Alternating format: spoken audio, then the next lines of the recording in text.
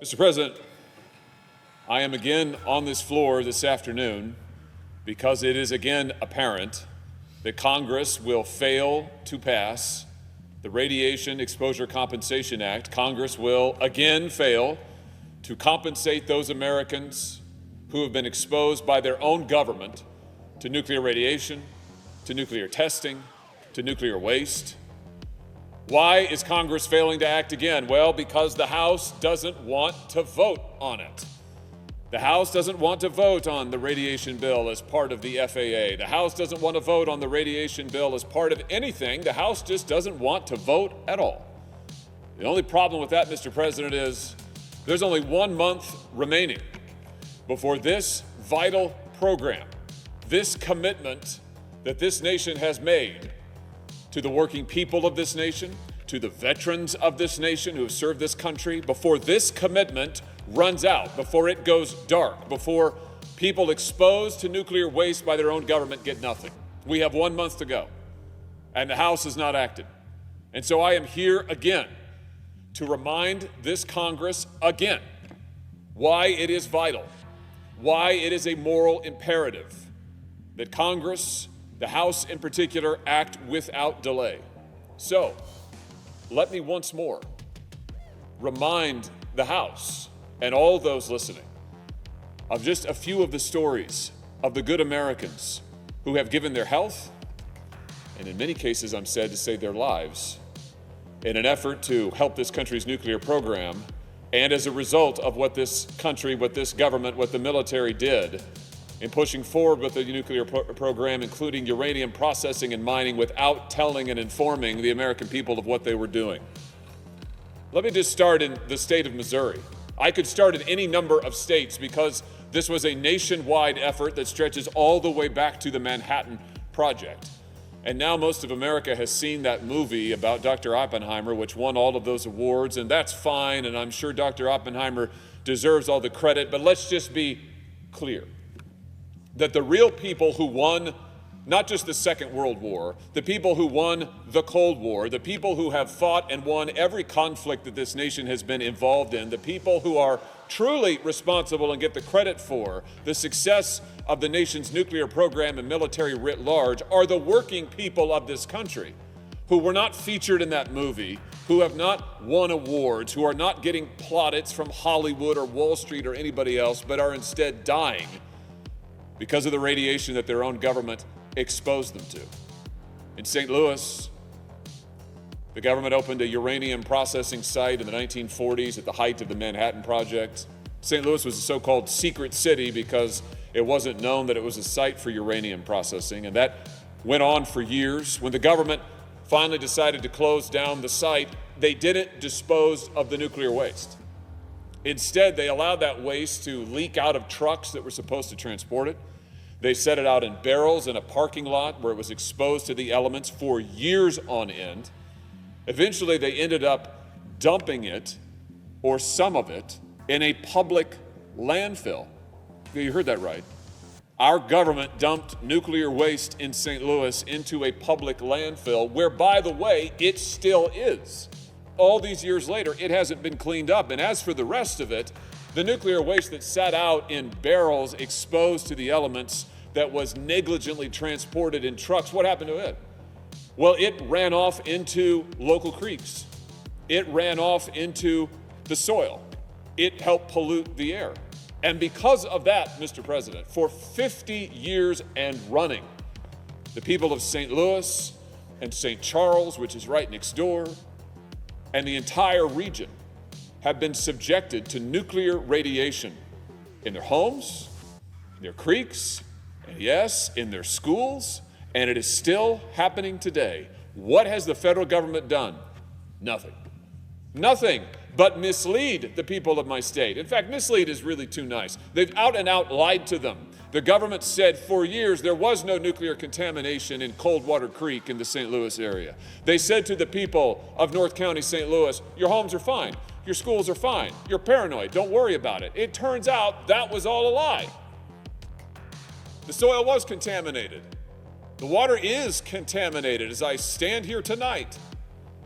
And now we've got the Army Corps of Engineers testing underneath people's basements, because that's how deep the nuclear radiation waste and contamination has sunk. That's how deeply embedded it now is, really in the entire region. And that story, Mr. President, has been repeated over and over in places from Tennessee to Kentucky to Alaska to New Mexico and Utah and Nevada and Wyoming and many another state in the West, in Ohio, in Pennsylvania. Now, it's a pattern, Mr. President, because this government's refusal to take responsibility for what it did is a pattern that continues to this day, and it's time to break it. Because of what the government did, people like Zoe from St. Louis, she was born this little girl with a mass on her ovary, born with it. Why? Well, because her parents lived right near the creek that has been contaminated with nuclear radiation for decades and decades. She had to have surgery to remove that mass from her body when she was 3 weeks old. 3 weeks. She's 5 years old now, and she continues to experience regular complications from this disease that she was born with because of what the federal government did. She's not the only one, not by a stretch, long stretch. There's Zach Vizentine.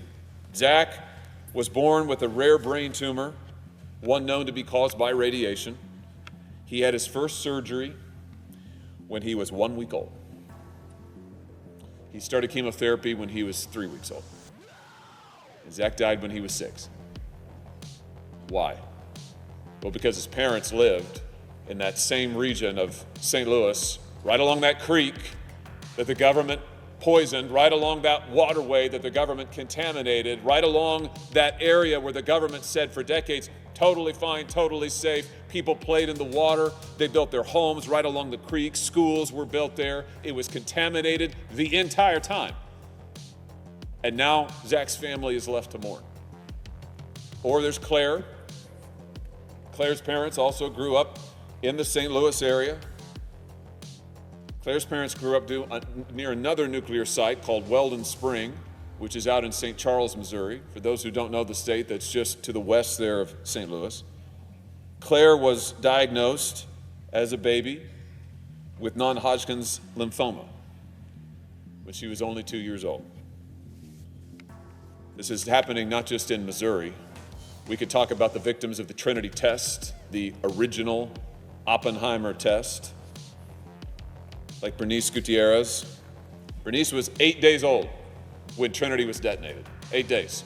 What we now know was, despite the government telling people at the time that there was no danger to their lives or property or persons, despite them saying it was fine, the nuclear fallout, the radiation, generated a cloud so large nearly the entire state of New Mexico was covered. And Bernice lived just miles from the test site. 44 members of Bernice's family, 44, have been diagnosed with cancer or radiation-linked diseases. Her mother had cancer 3 times. 3 times. 3 of her brothers have had cancer. Her sister has had cancer, and she has a thyroid disease that is radiation-induced. Her oldest son passed away from radiation illness. Her daughter died of thyroid cancer, and 36 additional relatives, have died of cancer and radiation-linked thyroid diseases. What has Bernice received from the United States government? An apology? Nope. Recognition? Nope. Compensation? Not a dime. Not a dime. Then there's Leslie Begay, who's a Navajo Marine. Leslie's so typical of so many of the Navajo Nation. Did you know the Navajo Nation volunteers to serve this country and our armed forces in a proportion greater than any other community in the United States of America? It's extraordinary. And when the time came during the Cold War to open mines to mine for uranium, guess who did more mining than any other community in the United States of America? It was members of the Navajo Nation. You want to talk about patriots? These are patriots. They have served this nation at every hour of need. And Leslie is a prime example. What did Leslie get when he went to the uranium mines? This is after he served the country in the Marines now. He goes to the uranium mines to continue serving this country. Did the government support him? No. Did they warn him? No. Have they compensated him for the diseases and cancers he has suffered? No. No. Let me give you just one more example. These are young men and women, very young, elementary students at Jana Elementary School back in the St. Louis area. This picture was taken just a year or so ago. Their school was closed in 2022, closed because testing, independent, verified third-party testing discovered dangerous levels of radiation in the dust on the windowsills at the school, in the dust covering the desks at the school. Why is that? Because Jana Elementary sits right next to that contaminated creek that the government poisoned all those years ago. And now these kids are told not only can they not go to school any longer in the neighborhood where they grew up, for months they were without a school entirely. Now they're told, who knows what they've been exposed to? Who knows? What has the government done about it? Have they rebuilt the school? No. Have they cleaned it up? No. Have they helped any of these children? No. It's the same story. And I could give you 6 more examples, or 60,000, or 600,000, because that's the minimum number of the good Americans who have been poisoned by their government, exposed by their government and the government's negligence to nuclear radiation. Now, I will say this, Mr. President. The Senate did the right thing just a couple of months ago when we finally passed legislation to right this decades-long injustice. This body finally passed, by an overwhelming bipartisan margin, I might add, legislation to compensate these families, to compensate these good Americans, these brave Americans, to acknowledge them and their service, to elevate them to the stature that they deserve. These are American heroes. They deserve to be honored, they deserve to be elevated, they deserve to be compensated. This legislation, our legislation, would do it, and this body has passed it. And now it waits for action in the House. Now, Speaker Johnson said, upon passage of the Senate's legislation 2 months ago, I have his statement in front of me. He said that he would work to move forward and act on the reauthorization measure. Move forward and act on a reauthorization measure. That was March of 2024. This is May. What has the House done? Nothing. How has the House voted? Not at all. What action has the House taken? None. And in 1 month, if the House does not act, this program goes dark. These children are not helped. These good Americans are not compensated. 1 month to go. So I say again today, it is time for Speaker Johnson to keep his commitment, not to some politician somewhere. It's his job to keep his commitment to the American people.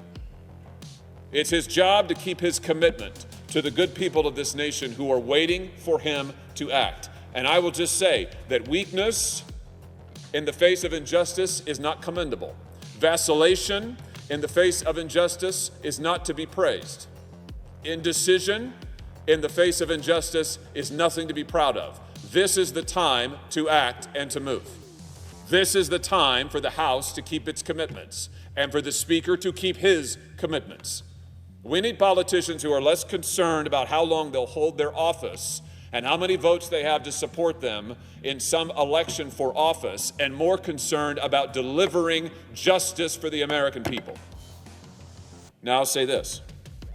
I know there are some in the Speaker's party, my party, who would urge him to turn back and to reject what this body did in honoring and compensating the American people who so deserve it. I see these remarks from today, published. Remarks made by the junior senator from Utah, Senator Romney.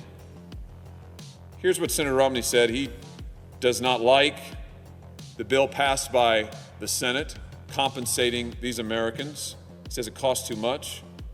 And he goes on and says that any compensation should be reserved for people, I'm quoting now, who have been determined to actually be suffering. To actually be suffering as a result of radiation exposure. I have to tell you, I don't understand the statement at all. I do not understand it. I do not understand why it's not good enough for these children and their suffering to matter.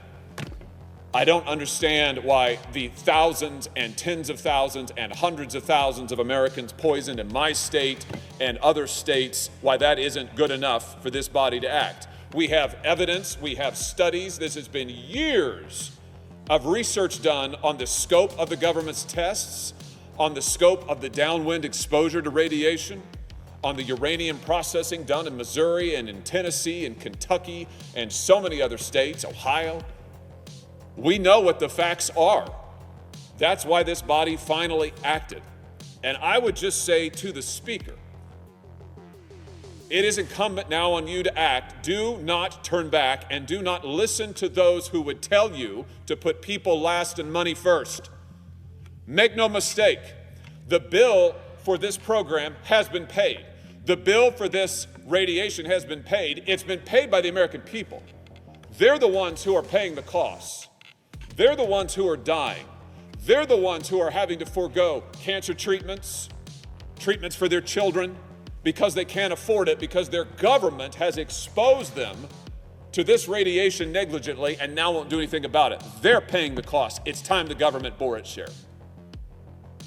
Now, this is a moment of truth for Congress and also for the party of which I am a member. It's a moment of decision. If you want to be the party of working people, you have to stand up for working people. If you want to be the party of those who have fought and died and bled and given their health for this country, you have to stand up for them. This is the time. This is the time. This is a test, Mr. President, and it is time for my party to rise to it, along with the rest of this Congress, to honor the people who have built this nation. So yes, Mr. President, I am in earnest about it. And yes, I do feel a heaviness of heart about this today because yes, the clock is ticking. I know that the lives that we have lost, we can never get back. I realize that. But that doesn't mean that we shouldn't act now to help those who are suffering now. It doesn't mean that we shouldn't act now to right the wrong. It was wrong for the government to poison the American people, lie to them about it, and do nothing about it. That was wrong, but we can right that wrong. This is America. We can make it right. The bill the Senate passed makes it right. This is a moral matter. It is a moral commitment. I call on the House to act without delay. I call on them to do the right thing without hesitation. I urge the Speaker, do what's right for the American people. Do what's right for the working people of this nation. If you do, the nation will commend you and stand with you. Courage in the service of justice is what we need now, and I urge him toward it. Thank you, Mr. President. I yield the floor.